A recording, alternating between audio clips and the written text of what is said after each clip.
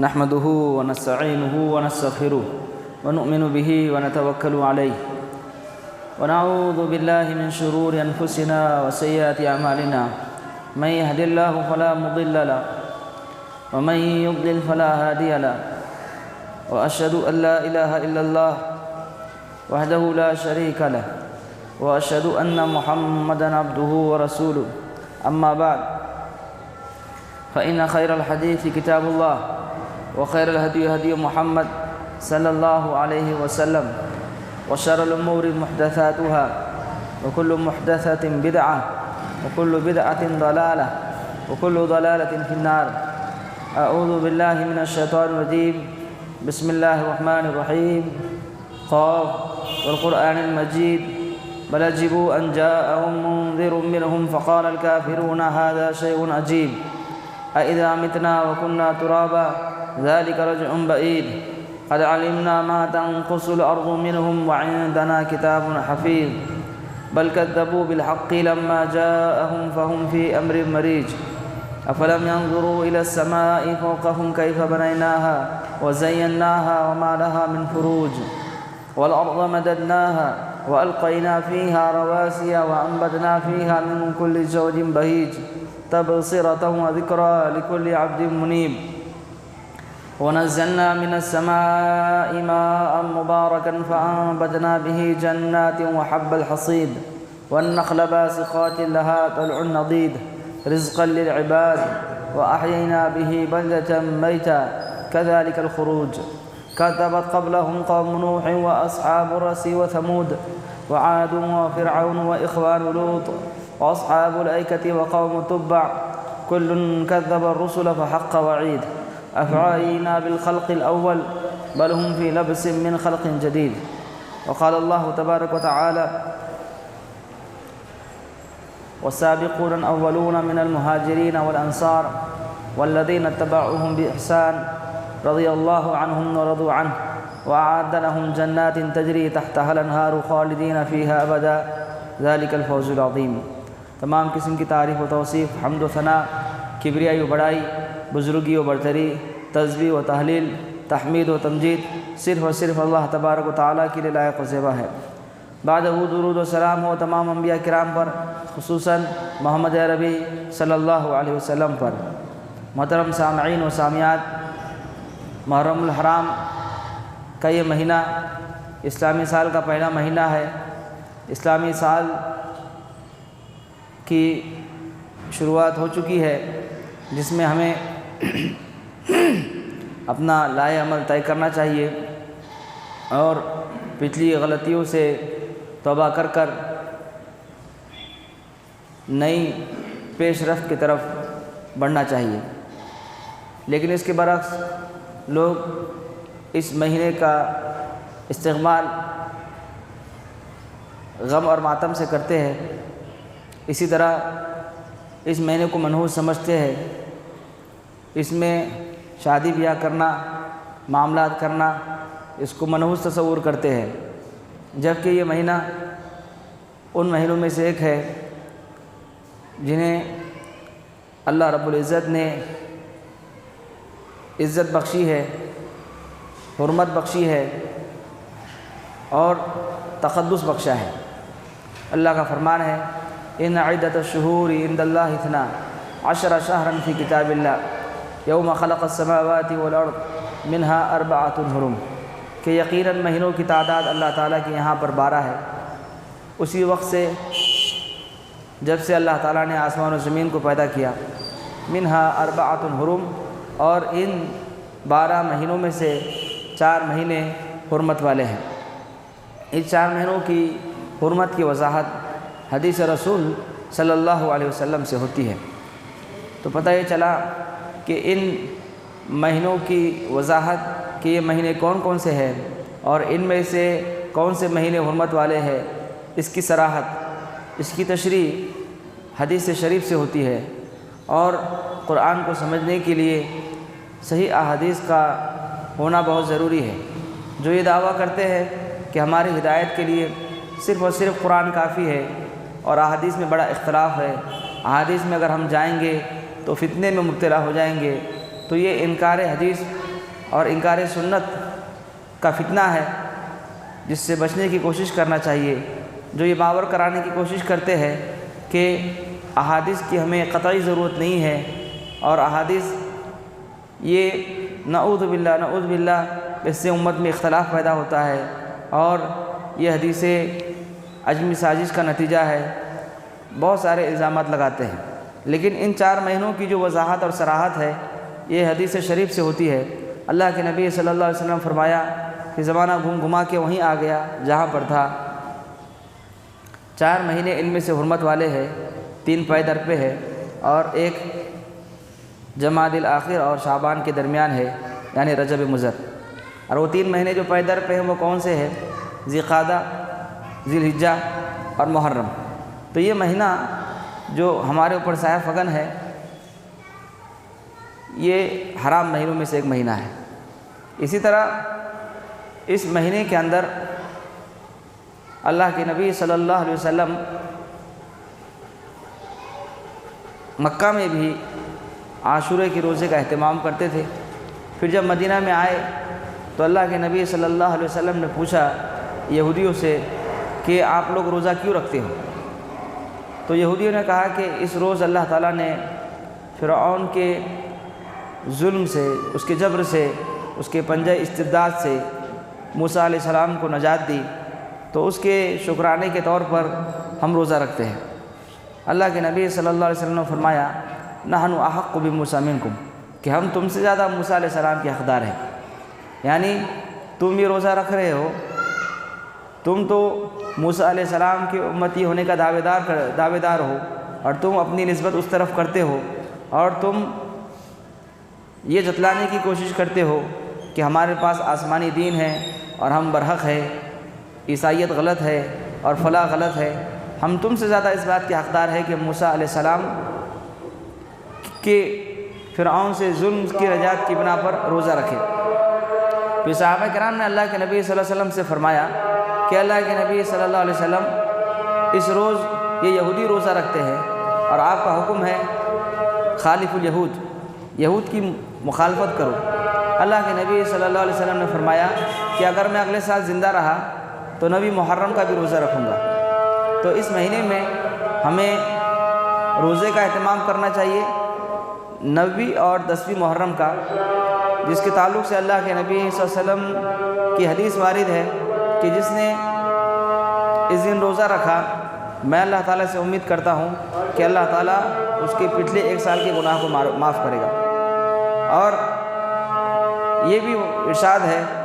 کہ رمضان کے فرض روزوں کے بعد جو روزہ اللہ تبارک و تعالیٰ کو محبوب ہے، پسند ہے، وہ عاشورہ کا یہ روزہ ہے۔ تو اس روزے کا تعلق شہادت حسین سے نہیں ہے، کربلا کے تعلق سے نہیں ہے، بلکہ اس روزے کا حکم تو اللہ کے نبی صلی اللہ علیہ وسلم نے دیا۔ رمضان کے روزوں کی فرضیت سے پہلے عاشورہ کا یہ روزہ فرض تھا، لیکن جیسے ہی رمضان کے روزے فرض ہوئے، یا ایھا الذین آمنوا کتب علیکم الصیام کما کتب علی الذین من قبلکم لعلکم تتقون، رمضان کے روزوں کی فرضیت کا حکم آیا تو یہ اس روزے کی فرضیت منسوخ ہو گئی اور یہ مستحب ٹھہرا۔ لہذا اس روزے کا ہمیں اہتمام کرنا چاہیے، کیونکہ اس روزے کی بنا پر پچھلے 1 سال کے گناہ معاف ہوتے ہیں۔ آپ دیکھیں کہ ذی الحجہ کا روزہ رکھنے کی بنا پر، 9 ذی الحجہ کا جو روزہ رکھتے ہیں ہم، اس کی بنا پر 1 سال پہلے اور 1 سال بعد کے گناہ معاف ہو جاتے ہیں، لیکن سال روا کا جو گناہ ہوتے ہیں وہ گناہ معاف نہیں ہوتے ہیں۔ محرم الحرام کا روزہ جیسے ہم رکھتے ہیں، اس روزے کی فضیلت یہ ہے کہ پچھلے سال کے جو گناہ ہے وہ معاف ہو جاتے ہیں۔ واضح ہو کہ ان گناہوں سے مراد چھوٹے گناہ ہے، صغیرہ گناہ ہے جو معاف کر دیے جاتے ہیں۔ کبیرہ گناہ جو ہوتے ہیں، چٹے بٹے جو لگائے ہوتے ہیں، مخلوق کو جو تکلیف دی ہوتی ہے اور لوگوں کو جو پریشان کیا ہوتا ہے، وہ ان روزوں سے معاف نہیں ہوتے، تسبیح اور تحلیل سے معاف نہیں ہوتے۔ اس کے لیے کیا ہے، حقوق ادا کرنا پڑتے ہیں۔ پریشان یہ نہیں ہے کہ میں نے 1 مہینے کا روزہ رکھ لیا اور اب ریچارج کر لیا 1 مہینے کا، 1 سال کا۔ یہ کوئی ٹیلی کام نہیں ہے، یہ کوئی جیو کا سم نہیں ہے کہ ہم نے مار دیا تو ٹاک ٹائم جو ہے ہمیں 1 سال کا فری مل گیا، نہیں۔ اس سے مراد چھوٹے چھوٹے گناہ معاف ہوتے ہیں۔ تو اس مہینے میں جو کرنے کے کام ہیں کہ ایک مہینے کی عظمت کو سمجھے اور اس مہینے میں روزے کا اہتمام کرے، 9ویں اور 10ویں محرم کا۔ اب چونکہ یہود کی مخالفت مقصود ہے، اگر کوئی 10ویں اور 11ویں کا رکھتا ہے تو بھی ٹھیک ہے، 11ویں والی جو روایت ہے وہ ضعیف ہے، لیکن چونکہ مخالفت مقصود ہے اس کے لیے اگر کوئی 10ویں اور 11ویں کا بھی روزہ رکھنا چاہتا ہے تو وہ بھی روزہ رکھ سکتا ہے۔ اب آج کل یہ ہوتا ہے کہ فتنہ رویت ہلال کا جو مسئلہ ہے، وحدت رویت کا جو مسئلہ ہے، ہمارے صفوں میں بھی ایسے بہت سارے مجتہدین پائے جاتے ہیں اور ایسے بہت سارے دانشور پائے جاتے ہیں، ماہرین پائے جاتے ہیں جو بڑی خلا بازیاں کرتے ہیں اور یہ ثابت کرنے کی کوشش کرتے ہیں کہ سعودی کی رویت ہمارے لیے کافی ہے، انہی کے ساتھ کیا ہے ہم روزہ رکھیں گے اور انہی کے ساتھ ہم عید منائیں گے اور سارے معاملات جو ہے سعودی کے ساتھ کرتے ہیں۔ تو یہ تو ہمارے یہاں کے سلفی لوگ ہو گئے ہیں جو ہر معاملے میں سعودی کو فالو کرنے کی کوشش کرتے ہیں، لیکن یہ بتائیے کہ فجر کی نماز کس وقت پڑھیں گے، ظہر کی نماز کس وقت پڑھیں گے، عصر کی نماز کس وقت پڑھیں گے، مغرب کی نماز کس وقت پڑھیں گے، عشاء کی نماز کس وقت پڑھیں گے، اور پھر روزہ کس وقت سحری کریں گے، کس وقت افطار کریں گے، اور یہ سارے بھی معاملات طے کر دے تو تاکہ ساری چیزیں طے ہو جائے کہ کیا کرنا ہے۔ سعودی کے حساب سے ہی کرنا ہے تو بھی ساری چیزیں کیجیے، فجر کی نماز بھی طے کیجیے، ظہر کی بھی، عصر کی بھی، مغرب کی بھی اور عشاء کی بھی، ساری ہی نمازوں کا وقت طے کر دیجیے، پھر اس کے بعد جو ہے رویت وحدت ہلال کا جو آپ کا فلسفہ ہے وہ کامیاب ہوگا۔ لیکن وہ کیا کرتے ہیں کہ 8ویں محرم کا روزہ رکھا، ہمارے ہاں 8 ہے، ان کے ہاں 9 ہے، تو کسی نے بدھ اور جمعرات کا روزہ رکھا اور کسی نے، یعنی جیسے ہم لوگ جو ہے جو وحدت رویت ہلال کے قائل نہیں ہیں، انہوں نے جمعرات جمعہ کا روزہ رکھا، یہ بھی ہے۔ اور کچھ لوگ کہتے ہیں کہ نہیں صرف جمعہ کا روزہ رکھتے ہیں، کیونکہ اصل چیز جو ہے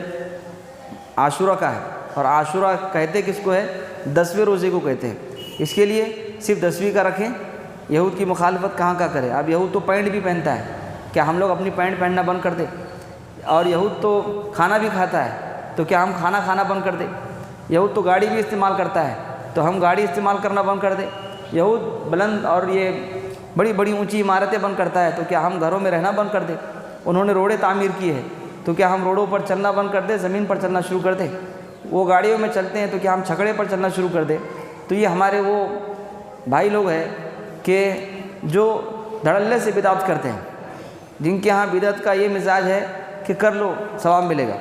کر لو ثواب ملے گا، تو یہ کھچڑے بھی بناتے ہیں، یہ روزے نہیں رکھتے، یہ سبیلے کرتے ہیں، پھر اس کے بعد کیا کرتے ہیں، شربتیں پلاتے ہیں، اور پھر کہتے ہیں کہ اس دن جنہوں نے دسترخوان کو کشادہ کیا، سال بھر اس کے پاس کیا انکم آئے گی۔ تو جس طرح سے بیوپاریوں کو یہ اصول سکھایا جاتا ہے کہ اگر آپ اپنے گلے کا رخ اس ڈائریکشن میں رکھیں گے تو گراہک زیادہ آئیں گے، اور پھر اس مہینے میں اگر آپ نے اپنے گلے کا رخ، اپنے کاؤنٹر کا رخ، اپنا جو کاؤنٹر ہے جس کے اوپر پیسہ وصول کرتے ہیں، اگر اس جانب رکھیں گے تو اس طرف سے پیسوں کی آمد و رفت ہوگی اور اس طرف سے کیا ہے آوک جاوک ہوں گی۔ اس کے لیے آپ اپنے گلے کا رخ کیا کریے، ہر مہینے چینج کرتے رہیے۔ اس لیے بہت سارے دکاندار دیکھیں گے جو اپڈیٹ کے نام پر کیا کرتے ہیں، اپنے گلوں کو ادھر ادھر کرتے رہتے ہیں، کبھی ادھر رکھتے ہیں، کبھی ادھر رکھتے ہیں، کبھی ادھر منہ مڑاتے ہیں، تو کبھی فلاں جگہ رکھتے ہیں۔ تو یہ ساری چیزیں کیسے طے کرتے ہیں، انہی فضیلتوں کی بنا پر کرتے ہیں۔ اس 10ویں محرم کو دسترخوان کو کشادہ کرو، اور دسترخوان کشادہ کرنے کے نتیجے میں سال بھر کیا ہے آپ کے کام آتے رہیں گے۔ برکت کے کام کیجیے،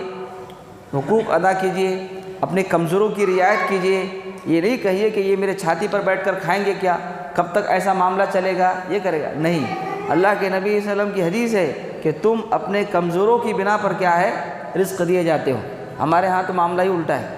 کوئی اپاہج ہے، کوئی اپنگ ہے، ذہنی طور پر معذور ہے، یا کسی طور پر جو ہے وہ کما نہیں پاتا ہے، تو اسی کو کیا ہے نشانِ ستم بنایا جاتا ہے، مشق ستم ہوتا ہے، تخت مشق ہوتا ہے، اور کہتے ہیں یہ ایتا کھائے گا بیٹھ کر، ہاں، اور ایسے لوگوں کو کھلاتے رہیں گے تو زندگی بھر بھی کافی نہیں ہے۔ ہم اگر یہ برکت والے کام کریں گے، اپنے ماں باپ کے حقوق ادا کریں گے، انفاق کی جو فہرست ہمیں قرآن مجید میں عطا کی گئی ہے، اگر اس فہرست کی رعایت کریں گے، اس کی مراعات کریں گے، سال بھر نہیں زندگی بھر اللہ تبارک و تعالیٰ برکت عطا فرمائے گا۔ پیسے ہی پیسہ ہوگا اور برکتیں ہی برکتیں ہوں گی، لیکن محرم الحرام کے دن سرما لگاؤ، آنکھیں خراب نہیں ہوگی، محرم الحرام یعنی 10ویں تاریخ کو دسترخوان کشادہ کرو تو یہ بھی ہوگا۔ اور جن کی پرانی ریتی رواج ہے وہ اس دن بھی کھچڑا کھاتے ہیں، جاہلیت جاتی نہیں ہے، اس دن بھی کھچڑا کھائیں گے، اس دن بھی سبیلے پی لیں گے، اور کہیں شربت تو ہے، پانی کی نیت سے ہم نے پی لیا۔ ان کی نیت تو ایسی ہے کہ ان کے یہاں سافٹ ویئر ہے کہ جیسے ہی کوئی آتا ہے یا فٹ سے دباتے ہیں اور وہ نیاز کے کھانے کو، فاتحہ کے کھانے کو فوراً کیا کرتے ہیں، ڈائنامائٹ کر دیتے ہیں۔ اور ان کے پاس ایسا پاسورڈ ہے کہ جس کی بنا پر وہ کیا کرتے ہیں کہ وہ آیا تو نیاز کا کھانا، آیا تو ہے نظر کا کھانا، آیا تو ہے فاتحہ کا کھانا، آیا تو ہے کسی بدعت کے تناظر میں، لیکن جیسے ہی ان کے گھر میں اور ان کی پلیٹ میں اور ان کی دسترخوان میں داخل ہو جاتا ہے تو ایسا اس کو اپڈیٹ کرتے ہیں اور ایسا اس کو موڈیفائی کرتے ہیں کہ ان کے لیے حلال ہو جاتا ہے۔ بولے ہم نے کھانے کی نیت سے کھایا، ہم نے پانی کی نیت سے پیا، ہم نے شربت کی نیت سے پیا۔ تو یہ بڑے مفکر ہیں ہمارے یہاں کا کہ جو بدعتوں میں بھی شامل ہو جاتے ہیں، خون بھی ڈونیٹ کرنا شروع کر دیتے ہیں، اور اس روز جو تقریبات منعقد کی جاتی ہے ان تقریبات کا حصہ بھی بن جاتے ہیں کہ بھائی وہ غلط کر رہے ہیں، کم از کم صحیح تقریب منعقد کرے۔ اس دن کوئی ایسی تقریب منعقد کرنے کی ضرورت نہیں ہے، اس دن جو سنت سے ثابت ہے اس سنت پر عمل کرے، آپ 9ویں اور 10ویں روزے کا اہتمام کرے اور پھر اس مہینے کی تقدس کو بجا لانے کی کوشش کرے۔ یہ نہیں کہ وہ لوگ ایسا کر رہے ہیں تو ہم لوگ کچھ الگ کریں، نہیں، اس روز آپ تقریریں بھی نہ کریں، اس روز کوئی آپ بیانات بھی مت رکھیے کہ بھائی ہم اصل حقیقت کو واضح کرنے کی کوشش کریں گے، نہیں۔ اور بھی بہت سارے مقامات ہیں، پورا 9ویں 10ویں محرم آتی کب ہے؟ پورے 9 دن کے بعد آتی ہے۔ ان 9 دنوں میں آپ اہتمام کریں، ان 9 دنوں میں آپ کوشش کریں۔ تو اس مہینے کی جو حرمت ہے وہ اللہ تبارک و تعالیٰ کی جانب سے ہے، اس مہینے کی جو روزے کی عظمت ہے وہ اللہ تبارک و تعالیٰ کے یہاں پر طے ہے۔ اس مہینے کی جو فضیلت ہے، اس مہینے کی جو روزے کی فضیلت ہے، اللہ کے نبی صلی اللہ علیہ وسلم نے اسے بیان کر دیا ہے۔ لیکن اس کے برعکس اگر کوئی بدعتوں کا اہتمام کرے، کوئی شیعوں کی راہ پر چلتے ہوئے صحابہ کرام کی برائی کرے، اور کوئی اس مہینے میں 63 ہجری میں پیش آنے والے واقعوں کو، واقع کربلا کو کفر اور اسلام کی جنگ قرار دے، تو یہ اس کی غلط فہمی ہے۔ شہادت حسین کا غم منانے والے ایک طرف حسین رضی اللہ عنہ کو شہید قرار دیتے ہیں اور دوسری طرف ان کی شہادت کا غم بھی مناتے ہیں۔ شہیدوں کی شہادت کا غم منایا جاتا ہے؟ نہیں منایا جاتا ہے۔ اگر آپ کو منانا ہی ہے تو آپ حضرت حمزہ رضی اللہ عنہ کو منائیے کہ جن کو اس قدر دردناک انداز میں شہید کیا گیا ہے کہ جنہیں سید الشہداء کا لقب دیا گیا ہے، کہ ان کی تکہ بوٹی کر دی گئی، ان کے کلیجے کو نکال کر ہندا نے چبانے کی کوشش کی، اور پھر اللہ کے نبی صلی اللہ علیہ وسلم نے اس شہادت کو دیکھا تو حضرت حمزہ رضی اللہ عنہ کو سید الشہداء کا لقب دیا۔ حضرت عمر کی شہادت کو یاد کیجیے، حضرت عثمان رضی اللہ عنہ کی شہادت کو یاد کیجیے، کتنے صحابہ کرام شہید ہوئے۔ لیکن شیعت کو اپنے مقاصد حاصل کرنے کے لیے، اہل سنت والجماعت کے اندر اپنے عقیدے کی ترویج کرنے کے لیے جس واقعے کو بنیاد بنانے کی ضرورت پڑی، اس واقعے کو اہل بیت کی محبت، حضرت حسین رضی اللہ عنہ کی محبت کی آڑ میں، ساری چیزیں محبت کی آڑ میں ہی ہوتی ہے، ساری چیزیں خیر خواہی کے انداز میں ہی ہوتی ہے۔ اب آپ دیکھیے کہ وہی بات جو عاشورے کے روزے کی فرضیت کی اس میں ہے، اللہ کے نبی عاشورے کی روزے کی فضیلت کے سلسلے میں ہے، اللہ کے نبی صلی اللہ علیہ وسلم نے فرمایا نحن احق بموسیٰ منکم، کہ ہم موسیٰ علیہ السلام کی تم سے زیادہ حقدار ہیں۔ تو جو یہ اللہ کے رسول کی محبت کا دعویٰ کرتے ہیں، جو اہل بیت کی محبت کا دعویٰ کرتے ہیں، صحابہ کرام کی محبت کا دعویٰ کرتے ہیں، بزرگان دین کی محبت کا دعویٰ کرتے ہیں، اماموں سے اپنی نسبت کا دعویٰ کرتے ہیں، ہم بھی یہی کہتے ہیں کہ ہم تم سے زیادہ ان کے حقدار ہیں۔ تم صرف دعویٰ کر رہے ہو، تمہارے یہاں صرف زبانی جمع خرچ ہے، تمہیں کوئی حقیقی نسبت نہیں ہے، تم حنفی ہونے کا دعویٰ کرتے ہو، جبکہ عقائد میں امام حنیفہ رحمۃ اللہ علیہ کے جتنے مسائل صحیح ہے اتنے کسی کی نہیں، لیکن تم عقیدے میں امام حنیفہ کو چھوڑ کر ابو منصور ماتریدی کی تقلید کرتے ہو اور ان کے عقیدے کو اپناتے ہو۔ اور اہل حدیثوں کو دیکھو کہ اہل حدیث امام حنیفہ رحمۃ اللہ علیہ کے عقائد میں جو مسائل صحیح ہے اس سے اپنے آپ کو جوڑتے ہیں اور زیادہ تر عقیدے میں مسائل وہیں سے لیتے ہیں۔ تو فروع میں آپ اپنے آپ کو حنفی گردانتے ہیں، لیکن جہاں اصول کی بات آتی ہے، جہاں عقیدے کی بات آتی ہے تو آپ وہاں سے راہ فرار اختیار کرتے ہیں، ابو منصور ماتریدی کی طرف اپنے آپ کو منسوب کرنے کی کوشش کرتے ہیں، شریعت اور طریقت سلوک میں اور پھر سلسلے نسب میں نہ جانے کن کن معاملوں میں آپ اپنے آپ کو کہاں کہاں جوڑنے کی نسبت کرنے کی کوشش کرتے ہیں۔ لیکن بات وہی ہے جو بات یہاں کہی گئی، نحن احق بموسیٰ منکم کہ ہم تم سے زیادہ موسیٰ کے حقدار ہیں، تو ہم بھی یہی کہتے ہیں کہ ہم تم سے زیادہ محبت رسول کے دعوے دار نہیں ہیں، ہم تم سے زیادہ محبت رسول کرتے ہیں۔ اللہ کے رسول کی حدیث آ جاتی ہے، سر تسلیم خم کر دیتے ہیں۔ صحابہ کرام کا کوئی معاملہ آتا ہے، کوئی جھگڑا آتا ہے، کوئی مشاجرہ آتا ہے، ہم اپنی زبانوں کو بند کر لیتے ہیں، توقف اختیار کرتے ہیں۔ یہ نہیں کہتے کہ عثمان رضی اللہ عنہ نے نعوذ باللہ ایسا کیا، یہ نہیں کہتے کہ امیر معاویہ رضی اللہ عنہ نے ایسا کیا، یہ نہیں کہتے ہیں کہ یزید کا معاملہ ایسا تھا۔ جو کچھ بھی صحابہ کے جھگڑے تھے، ان کے مشاجرات تھے، ان میں ہمیں اپنی زبان کھولنے کی حیثیت ہی نہیں، ہمارا مقام ہی نہیں ہے۔ ہم اپنے گھر کے معاملوں میں، ہمارے بڑے سکھاتے ہیں ہمیں کہ بڑوں کے معاملے میں بچہ بولا نہیں جاتا، لیکن ہمارے گھر کے بچے اتنے نافرمان ہیں، اتنے نالائق ہیں، اتنے ناخلف ہے کہ بڑوں کے جھگڑوں کو لا کر اپنی آگے کی تاریخ کو، اپنی آگے کی نسل کو کیا ہے برباد کرنے کی کوشش کرتے ہیں۔ یعنی وہی جاہلیت والا معاملہ کہ جو تمہارے باپ نے ہمارے ساتھ کیا، اب ہم بھی کیا ہے اسی سلوک کو روا رکھیں گے، نہیں۔ تو ہماری صفوں میں شیعت کی جو تاریخ ہے، ان کے جو افسانے ہیں اور ان کی جو باتوں کو بیان کیا گیا ہے، انہی کی نوالے، انہی کے لقموں کو چبایا جاتا ہے، اور اسی کے پس منظر میں کیا کیا جاتا ہے، صحابہ کرام کو نشانہ بنایا جاتا ہے، صحابہ کرام کو نشانہ بنایا جاتا ہے۔ اہل بیت کی محبت کی آڑ میں یہ غلو کیا جاتا ہے، اور پھر وہ ساری چیزیں کی جاتی ہے کہ یزید رحمہ اللہ کو گالی دی جاتی ہے، ان کو جہنمی قرار دیا جاتا ہے، اور فلاں معاملہ کیا جاتا ہے۔ اور پھر ہمارے یہاں بھی ایسے بہت سارے لوگ ہیں جو یہ کہتے ہیں کہ بھائی یزید جو ہے وہ اس پہلے لشکر کے آدمی نہیں تھے، یہ تھے وہ تھے، اور اس طرح اس معاملے کو اس طرح اتنا طول دیا جاتا ہے، اتنا اس کو معاملے کو بڑھایا جاتا ہے کہ جیسے یہ حق و باطل کا مارکا ہے۔ ہمارے یہاں کچھ ایسے ہیں کہ جب انہیں رفعین پہ کہا جائے، آمین پہ کہا جائے، 8 رکعت تراویح پہ کہا جائے، 3 طلاق کے مسئلوں پر کہا جائے، یا اور بھی دیگر معاملوں میں کہا جائے، تو اس معاملے کو اس طرح ہلکا کرنے کی کوشش کرتے ہیں۔ تو فروعی مسائل ہیں، ان میں جھگڑا کرنے کی ضرورت نہیں ہے، شدت کرنے کی ضرورت نہیں ہے۔ اور اتنی شدت کر کے امت نے پہلے ہی دیکھو ہمارے ملک میں کیا حالات چل رہے ہیں، لوگ ہمیں گھیرنے کی کوشش کر رہے ہیں، یعنی باہر کے جذباتی رول کو کیا ہے پلے کیا جاتا ہے۔ دیکھو باہر کتنی تیز بارش ہو رہی ہے، گھر پورا گیلا ہو جائے گا، ایسا ماحول کریٹ کیا جاتا ہے، اور کہا جاتا ہے بھائی رفعین کی بات نہ کرو، آمین کی بات نہ کرو،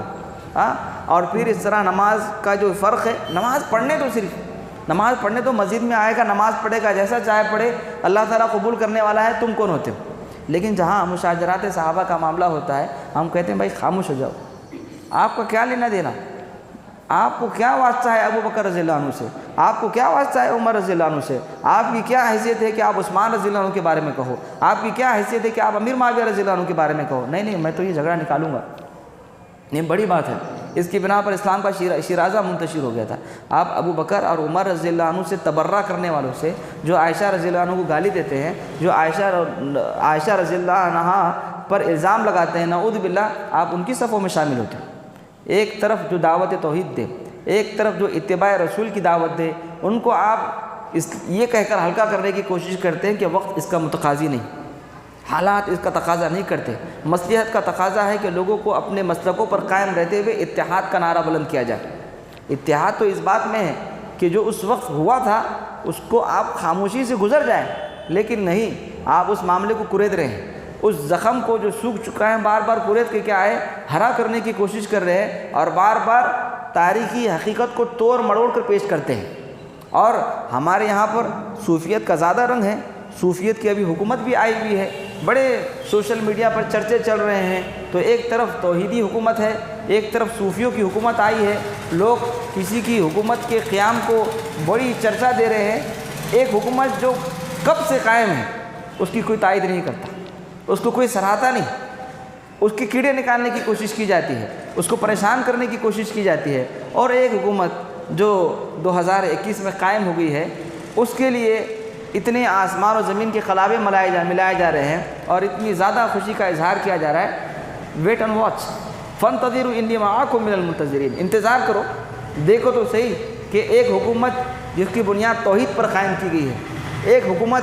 جس کا کام ہے کہ اتباع رسول کا بول بالا ہو، اور ایک حکومت جس کے یہاں پر خارجیت پائی جاتی ہو، جن کے یہاں پر بڑے گناہ کرنے والا کافر ہو جاتا ہے، جن کے یہاں پر تھوڑی تھوڑی باتوں پر لوگوں کو مار دیا جاتا ہے۔ انتظار کیجیے،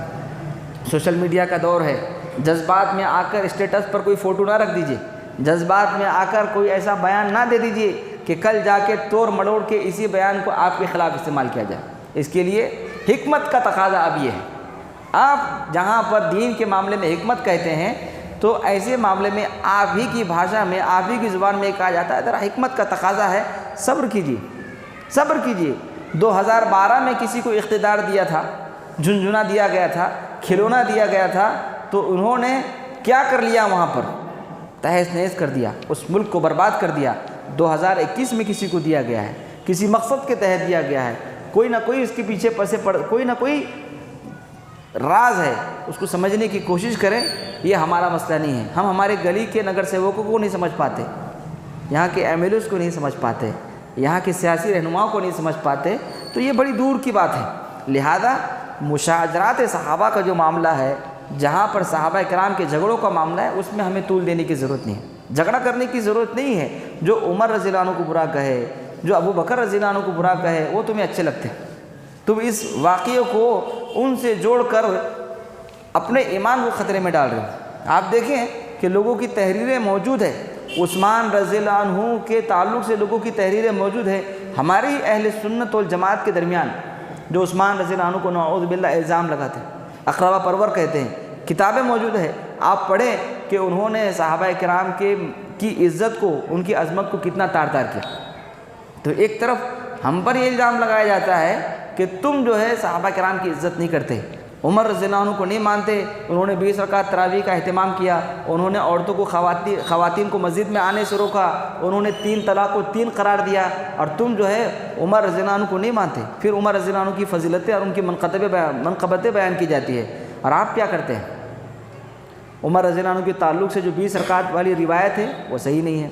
3 طلاق والا معاملہ ہے، اس کے اوپر مفصل بحث موجود ہے، آپ اس کا مطالعہ کیجئے۔ اور اسی طرح خواتین کو مسجد سے روکنے کا جو معاملہ ہے، آپ اس کو بھی دیکھ لیں۔ آج کل جو ہماری مسلم عورتیں غیر مسلم مردوں سے شادی کر رہی ہے، فیس بک کی گلیاروں میں جا کر جھانک کر فرینڈ ریکویسٹ بھیج رہی ہے، واٹس ایپ کی گلیاریوں میں ویڈیو کال کے ذریعے سے ان کے لوگوں کی دیدوں کو کیا ہے ہرا کر رہی ہیں، ان کی دیدوں کو ہلکا کر رہی ہے، ان کی قلب کی تسکین کا سامان بن رہی ہے۔ آپ نے مسجدوں کے دروازوں کو بند کیا، درگاہوں کے دروازوں کو کھولا، آپ نے مسجد کے دروازوں کو بند کیا، بازاروں کے راستے کو کھول دیا، آپ نے مسجد کے دروازوں کو بند کیا، کالج، اسکول، مال، سیاست کی گلیاریاں، سب جگہ پر کیا ہے حسن اور نمائش کا ذریعہ کس کو بنایا؟ عورت کو بنایا۔ یہاں تک کہ آپ مغربی میڈیا کا اس فلسفے کو پڑھے کہ مرد کی شو کی بھی اگر ایڈورٹائزمنٹ رہتی ہے، اس میں بھی عورت شامل ہو جاتی ہے، اس مرد کی رخسار کو سہلاتی ہے، اور اس داڑھی کرنے کی اس ادا کو کیا ہے سراہتی ہے۔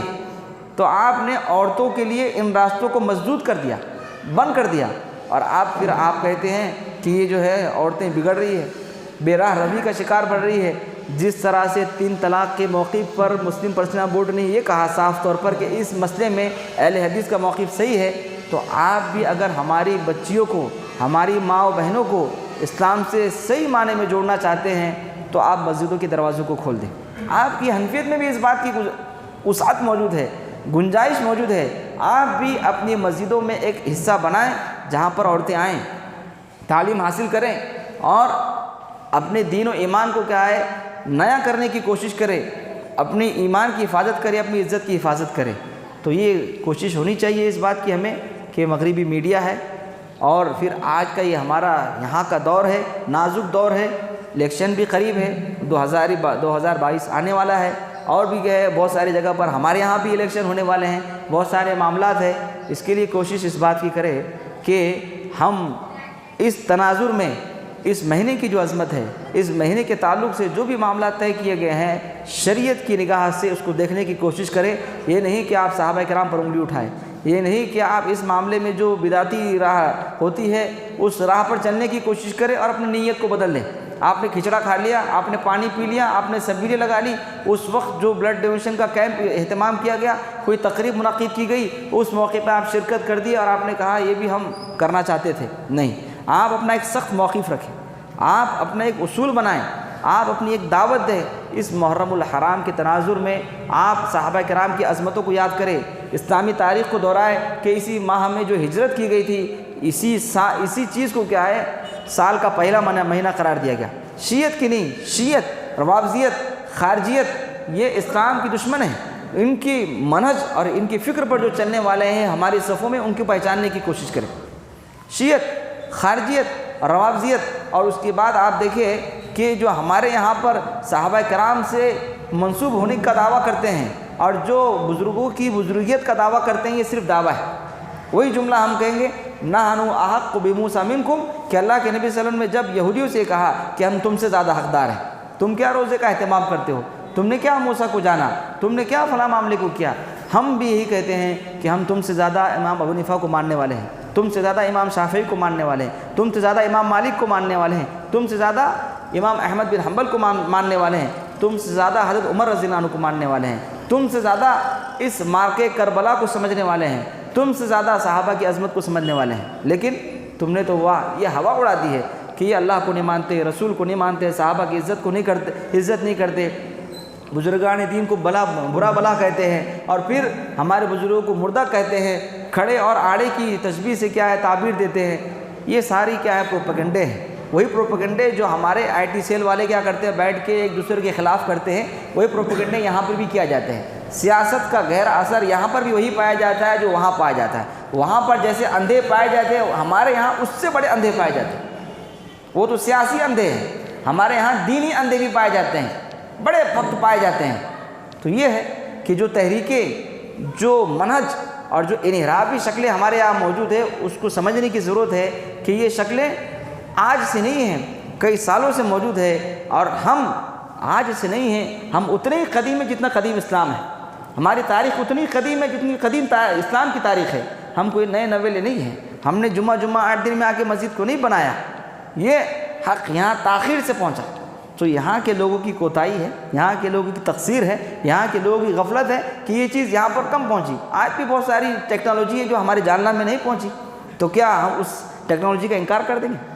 نہیں کریں گے۔ یہ ہمارے لوگوں کی کوتاہی ہے کہ انہوں نے اس طرح کی چیزوں کو یہاں پر لانے کی کوشش نہیں کی،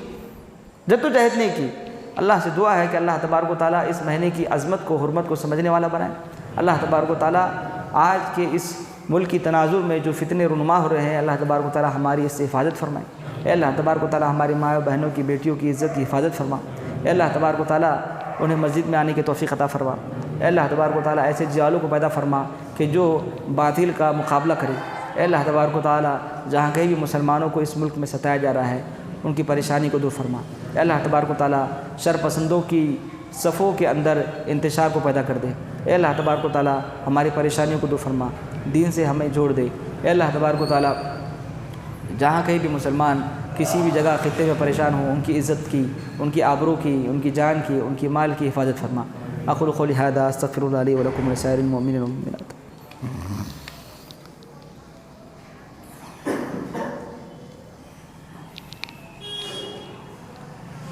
ان الحمد للہ نحمده ونستعینه ونستغفره ونؤمن به ونتوکل علیہ ونعوذ باللہ من شرور انفسنا وسیئات اعمالنا من يهد الله فلا مضل له ومن يضلل فلا هادي له واشهد ان لا اله الا الله وحده لا شريك له واشهد ان محمدا عبده ورسوله اما بعد فان خير الحديث كتاب الله وخير الهدي هدي محمد صلی اللہ علیہ وسلم وشر الامور محدثاتها وكل محدثة بدعة وكل بدعة ضلالة وكل ضلالة في النار۔ اعوذ باللہ من الشیطان الرجیم، بسم اللہ الرحمن الرحیم۔ ان اللہ وملائکتہ یصلون علی النبی یا ایھا الذین آمنوا صلوا علیہ وسلموا تسلیما۔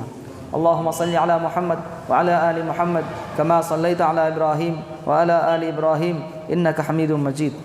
اللهم بارك على محمد وعلى آل محمد كما باركت على إبراهيم وعلى آل إبراهيم إنك حميد مجيد۔ إن الله يأمر بالعدل والإحسان وإيتاء ذي القربى وينهى عن الفحشاء والمنكر والبغي يعظكم لعلكم تذكرون۔ اذكروا الله يذكركم وادعوه يستجب لكم ولذكر الله تعالى أعز وأجل وأتم وأهم وأكبر والله يعلم ما تصنعون۔